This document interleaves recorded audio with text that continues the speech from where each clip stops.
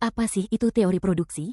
Teori produksi adalah cabang ekonomi yang mempelajari bagaimana perusahaan memilih kombinasi input, faktor produksi, untuk menghasilkan output, barang atau jasa, secara efisien dan optimal.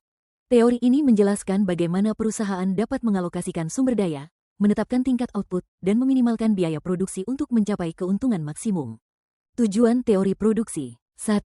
Memperoleh keuntungan sebesar-besarnya. 2. Menghasilkan barang setengah jadi untuk produksi lanjutan. 3. Memenuhi kebutuhan konsumen. 4. Meningkatkan produksi nasional demi kemakmuran rakyat.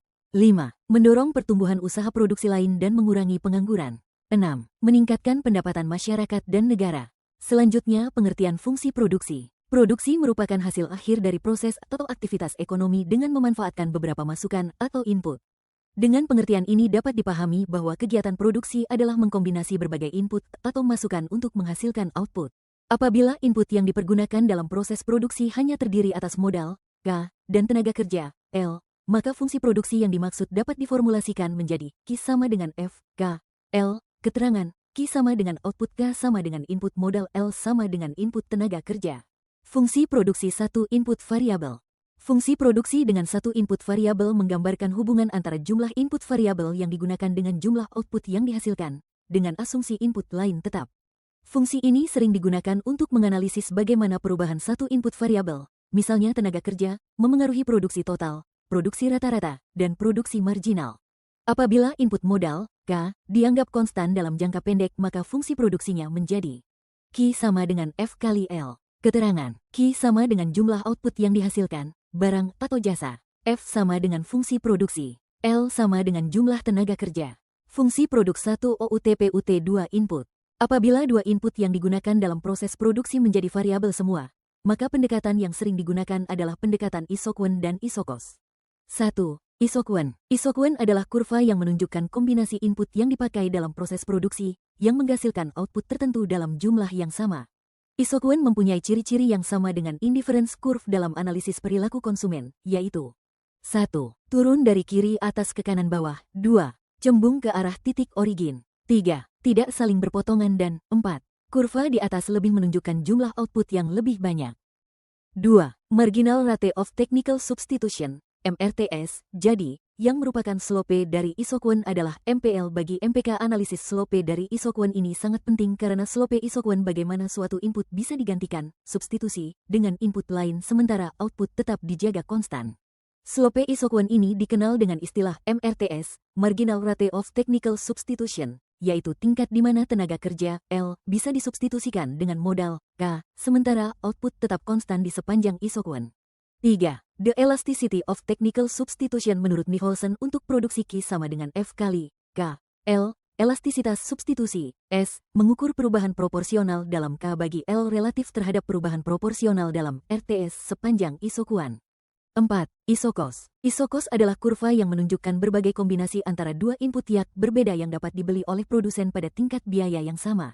5. Keseimbangan produsen. Keseimbangan produsen adalah kondisi di mana seorang produsen mencapai efisiensi maksimum dalam penggunaan faktor produksi untuk menghasilkan output.